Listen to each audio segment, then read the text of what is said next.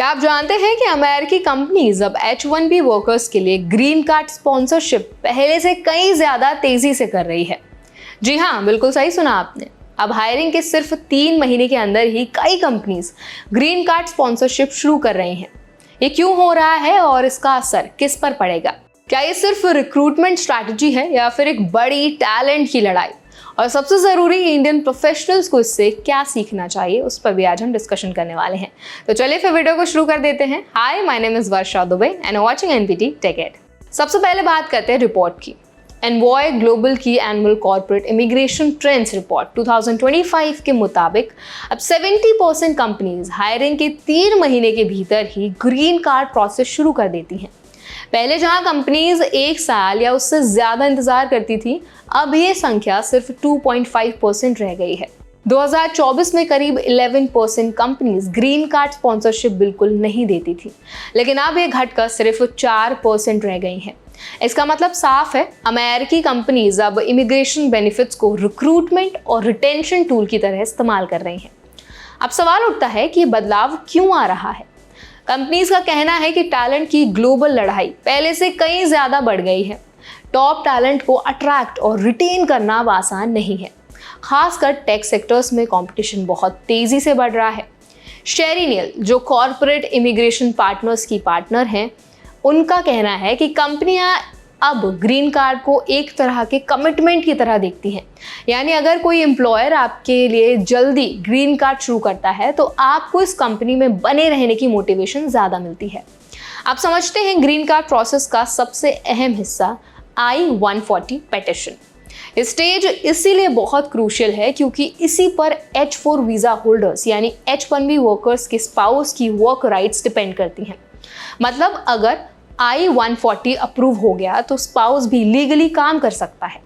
इसी वजह से कंपनीज अब स्टेज को डिले करने के बजाय जल्दी पूरा करने के लिए कोशिश कर रही हैं, ताकि एम्प्लॉयज और उनकी फैमिलीज दोनों सिक्योर फील कर सके। रिपोर्ट में एक और दिलचस्प बात सामने आई है। कंपनी स्पॉन्सरशिप की कॉस्ट को कैसे हैंडल करती है। लगभग 58% कंपनीज ग्रीन कार्ड प्रोसेस का पूरा खर्च खुद उठाती हैं, लेकिन इसमें एक शर्त जुड़ी होती है। अगर एम्प्लॉय जल्दी कंपनी छोड़ देता है तो उसे कुछ कॉस्ट वापस करनी पड़ सकती है। करीब 38% कंपनीज ऐसा कोई कंडीशन नहीं रखती हैं और पूरा खर्च खुद करती हैं। लेकिन एक्सपर्ट्स का कहना है कि ऐसे क्लॉ बैक क्लॉजेस कभी कभी लीगल रिस्क पैदा कर सकते हैं, खासकर PERM लेबर सर्टिफिकेशन के खर्च, जैसे अटॉर्नी फीस या advertising cost, department of labour के रूल्स के मुताबिक एम्प्लॉयज से रिकवर नहीं किए जा सकते। कंपनीज सिर्फ कुछ एक्चुअल कॉस्ट या लिक्विडेटेड डैमेजेस जो हैं वो ही रिकवर कर सकती है, और ये भी स्टेज लॉस पर डिपेंड करता है। आप समझते हैं कि ये सब इंडियन प्रोफेशनल्स के लिए कितना मायने रखता है। आपको पता है कि हर साल सबसे ज़्यादा H1B एप्लीकेशंस इंडियंस की तरफ से आती हैं। IT, software, data science, consulting, her field में इंडियंस की संख्या सबसे ज़्यादा है। ऐसे में अगर कंपनीज ग्रीन कार्ड जल्दी स्टार्ट करने लगे तो इंडियन वर्कर्स के लिए ये बहुत बड़ा फ़ायदा है। पहला फ़ायदा है, आपको करियर स्टेबिलिटी मिलती है। दूसरा फ़ायदा है, आपके स्पाउस और फैमिली को भी सिक्योर स्टेटस मिलता है।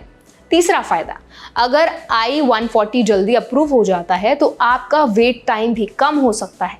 लेकिन यहाँ एक चैलेंज भी है, कंपटीशन। कंपनीज अब ग्रीन कार्ड को टॉप टैलेंट के लिए इस्तेमाल कर रही हैं। इसका मतलब यह है कि सिर्फ हाई स्किल्ड और हाई परफॉर्मिंग प्रोफेशनल्स को ही ये जल्दी स्पॉन्सरशिप मिलेगा। तो इंडियन प्रोफेशनल्स के लिए सबसे बड़ा सबक यही है कि आपको कंटिन्यूअसली अपनी स्किल्स अपग्रेड करनी होंगी और अपने फील्ड में खुद को ज़्यादा जो है वो बेहतर बनाना होगा। अब बात करते हैं कि इंडियन स्टूडेंट्स और प्रोफेशनल्स इससे क्या सीख सकते हैं।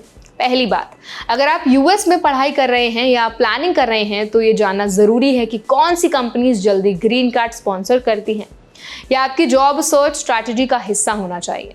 दूसरी बात, सिर्फ जॉब लेने पर ध्यान मत दीजिए, ये भी देखिए कि कंपनी की इमिग्रेशन पॉलिसीज़ कैसी हैं।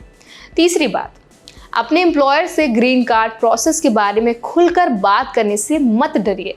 अब एक कॉमन ट्रेंड बन चुका है और एम्प्लॉयर्स भी इसे ओपन डिस्कस में ले सकते हैं। चौथी बात है, अगर आप ऑलरेडी H1B पर हैं तो अपने मैनेजर और HR से क्लियर टाइमलाइन समझना ज़रूरी है कि I-140 कब फाइल होगा। ग्रीन कार्ड स्पॉन्सरशिप जल्दी करना अब कंपनीज के लिए कॉम्पिटिटिव एडवांटेज बन चुका है। कई बार कैंडिडेट जॉब एक्सेप्ट करने का फैसला इसी आधार पर लेते हैं कि कंपनी कितनी जल्दी I-140 फाइल करती है। साथ ही लॉन्ग टर्म रिटेंशन स्ट्रैटेजी भी है, क्योंकि जब किसी वर्कर का ग्रीन कार्ड चल रहा होता है तो उसके कंपनी छोड़ने की संभावना कम हो जाती है। तो दोस्तों अभी साफ है कि अमेरिका में इमिग्रेशन सिस्टम सिर्फ पेपर वर्क नहीं है बल्कि कॉर्पोरेट स्ट्रैटेजी भी बन चुका है।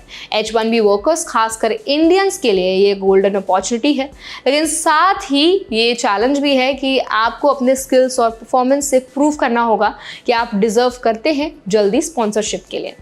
तो ये वीडियो आई होप आपके लिए हेल्पफुल रहा होगा। अगर वीडियो पसंद आया हो तो वीडियो को लाइक करें, कोई सवाल है तो कमेंट सेक्शन में ज़रूर पूछें और ऐसे और भी वीडियोस के लिए हमारे चैनल NBT Tech Ed को ज़रूर सब्सक्राइब करें।